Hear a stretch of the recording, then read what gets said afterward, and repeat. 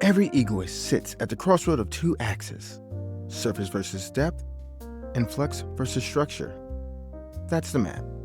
Where you land on it shapes how you move through the world. The existentialist egoist lives at depth plus flux. Depth means their compass points inward. They create to wrestle with meaning. They're less interested in what looks good on the outside, more interested in what feels true on the inside. Flux means they can't stand still. They need motion, testing, change. They figure things out not by thinking alone, but by throwing themselves into the next experiment and seeing what happens. Put those together, and you get the existentialist egoist, the creator as seeker. They make to find themselves. They chase projects to stretch their identity, ask questions through their work, and reinvent as often as necessary. Their art, their writing, their business, it's all a series of experiments in becoming. That's their gift. Their work is raw honesty, relentless curiosity, the spark of discovery.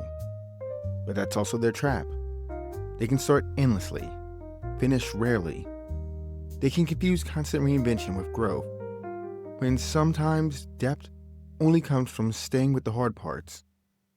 So if you're wired like this, here are 10 ways to harness your existentialist ego and keep creating instead of just wandering. First, turn questions into projects. Don't just wonder, what happens? Build a piece that wrestles with it. Let your work be the lab where you chase answers. Second, treat experiments like seasons. Give them time to breathe. Instead of bailing after a week, commit to a month or 3. Flux teaches best when you stay in the experiment long enough to get uncomfortable. Third, make reflection part of the process. Depth without reflection scatters. Journal, record notes, and debrief with a friend.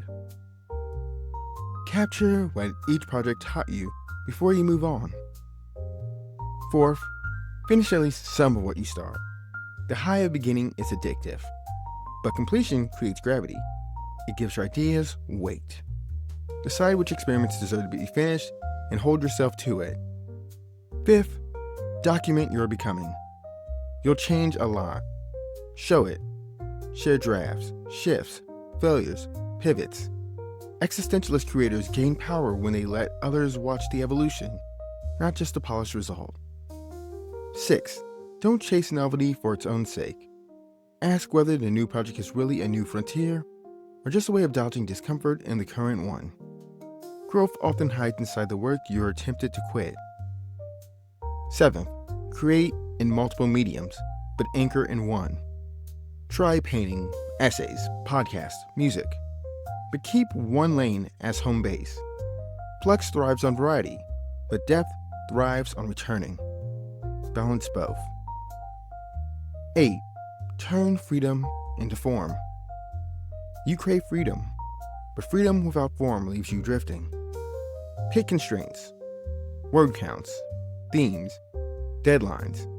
Paradoxically, those limits make your freedom real. 9. Choose a community that tolerates change. You'll outgrow old versions of yourself. Work with collaborators, readers, or viewers who celebrate your evolution instead of boxing you in. And 10th, let creation stabilize the surge. Don't wait until you've figured it all out to make.